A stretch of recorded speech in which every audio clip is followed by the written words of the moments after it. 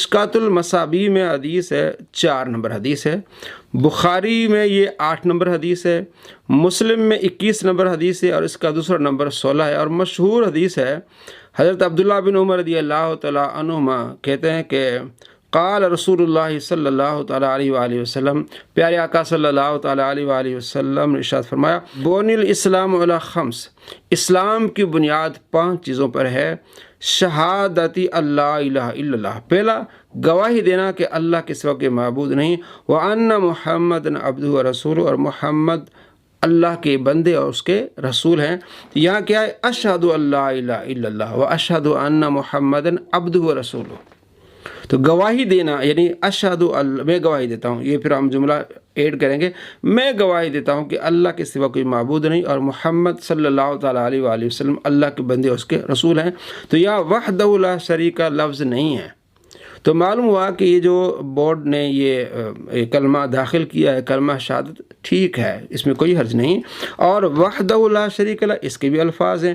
اور یہ بھی بخاری شریف میں حدیث ہے، حدیث نمبر بخاری میں 3435 اور مسلم میں اس کا نمبر ہے 28 اور دوسرا نمبر اس کا 46 ہے، اور مشکات المصابیح میں یہ حدیث 27 نمبر پر ہے۔ عبادہ بن صامت رضی اللہ تعالیٰ عنہ کہتے ہیں کہ آپ علیہ السلام نے فرمایا، من شہد اللہ الہ الا اللہ وحدہ لا شریک لہ وان محمد عبدہ و رسول، جو گواہی دے کہ اللہ کے سوا کوئی معبود نہیں اور وہ وحدہ لا شریک لہ، وہ اکیلا، اس کو کوئی شریک نہیں، وان محمد عبدہ و رسول، محمد صلی اللہ تعالیٰ علیہ وآلہ وسلم اس کے بندے اس کے رسول ہیں، تو اللہ تبارک و تعالیٰ اس کو جنت میں داخل فرما دے گا۔ تو یہ ایک حدیث ہے، یہ وحدہ لا شریک لہ کے ساتھ الفاظ کے ساتھ، اور جو بخاری میں حدیث نمبر 8 ہے اس میں وحدہ لا شریک لہ کہ یہ الفاظ نہیں ہیں۔ تو یہ جو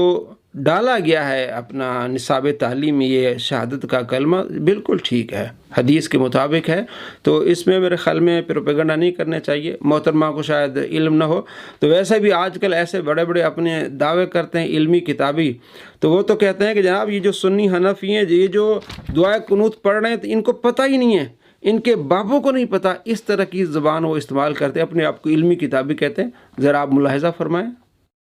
اسی طریقے سے کہ آپ کوئی کلیشے آتا ہے نا بندہ مولوی کے پاس، تو مولوی کہتا ہے یہ اس کی تو داڑھی پوری نہیں ہے، اس کی تو شلوار نیچے ہے، او تو گل نہ جواب دے، کہانی نہ کرا، تیرے کو دعائے قنوت سنو، تیرے کو سنیے دعائے قنوت، تو بھی غلط پڑھے گا۔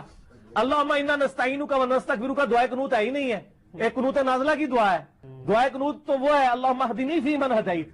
تو جڑا کہنا ہے ججا کو سنو فلانے کو، تنوں بھی نہیں آندی دعائے قنوت، تیرے بزرگوں کو بھی نہیں آندی دعائے قنوت، کیونکہ انہوں نے تو فقہ حنفی میں وہ دوسری والی دعائے قنوت لکھی ہے، دعائے قنوت تو تنوں بھی کو نہیں آندی۔ جی آپ نے دیکھا کس انداز سے ان کی بابوں کو نہیں پتہ، ان کو آتی نہیں دعائے قنوت، اصل میں دعائے قنوت تو اللہم اہدنی فی من ہدیت ہے، تو ان کی کتابوں میں یہ دعا ہے ہی نہیں، ان کی کتابوں میں دوسری دعا ہے اللہم انا نستعینک۔ جو انداز آپ نے دیکھا بد اخلاقی بد سلوکی والا، آپ علیہ السلام کا فرمان ہے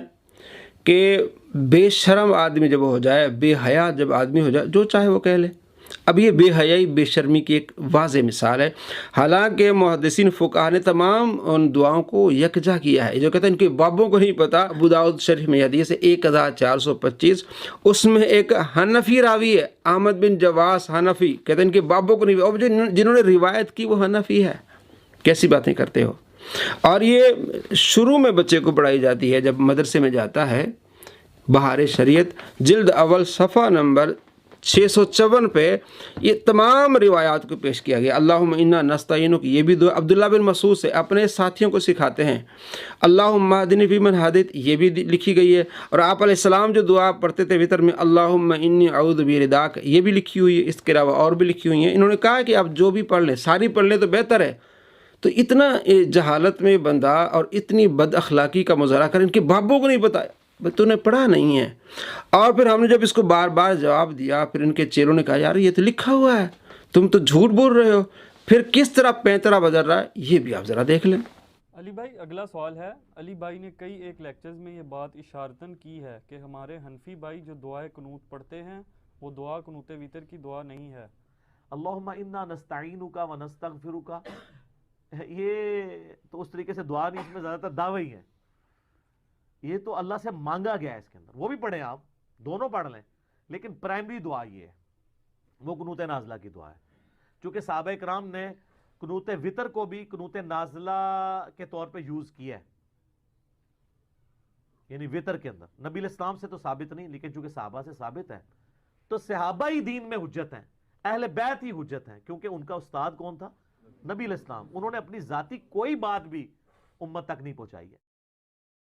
جی دوستو، آپ نے دیکھا، ہاں وہ بھی دعائے قنوت نہیں، قنوت نازلہ کے طور پر صحابہ پھر قنوت نازلہ والی کو دعائے قنوت میں استعمال کرنے لگے۔ ہاں صحابہ کو حضور نے سکھایا ہوگا صحابہ دین میں حجت ہے، اہل بیت دین میں حجت ہیں، تو اب تمہاری پہلی زبان کدھر گئی؟ اب یہ مانا کہ ہاں اللہم انا نستعینک عبداللہ بن مسعود نے سکھائی تھی، تو ظاہر ہو اپنی طرف سے نہیں سکھائیں گے، آپ علیہ السلام نے یہ دعا سکھائی ہوگی تو پھر آپ آگے تعلیم دے رہے ہیں۔ تو معلوم ہوا کہ صحابہ کرام علیہ رضوان مختلف دعائیں پڑھتے تھے، آپ صلی اللہ تعالیٰ علیہ وآلہ وسلم بھی مختلف دعائیں پڑھتے تھے، یہ ثابت ہے۔ اللہم انا نستعینک بھی ثابت ہے، بلکہ اللہم اہدنی فیمن ہدیت، اصول محدثین پر یہ جو روایت ہے یہ ضعیف ہے، کیونکہ اس میں ابو اسحاق مدلس انس سے روایت کرتا ہے، اور یہ خود یہ کہتا ہے کہ یہ پیٹ رول ہے جناب شرح صحیح مسلم کے مقدمے میں کہ مدلس انس سے روایت کرے اور سماعت کی تصریح موجود نہ ہو تو وہ حدیث ضعیف ہوتی ہے، مردود ہوتی ہے جناب۔ آپ وہ بار بار آپ لوگوں کو یہ کریں کہ آپ یہ پڑھیں، تو ہمارے محدثین فقہا نے تمام روایت کو جمع کیا۔ اگر یہ ضعیف بھی ہے دعا کے طور پر استعمال آپ اس کو کر سکتے ہیں، لیکن آپ نے جہالت کا میں نے آپ کو ایک مظاہرہ دکھایا کہ کس طرح جاہل لوگ کس طرح کی باتیں کرتے ہیں۔ آپ یہ تو دعا ہے ہی نہیں، یہ جو پڑھتے ہیں یہ تو قنوت نازلہ کے طور پر پڑھتے تھے،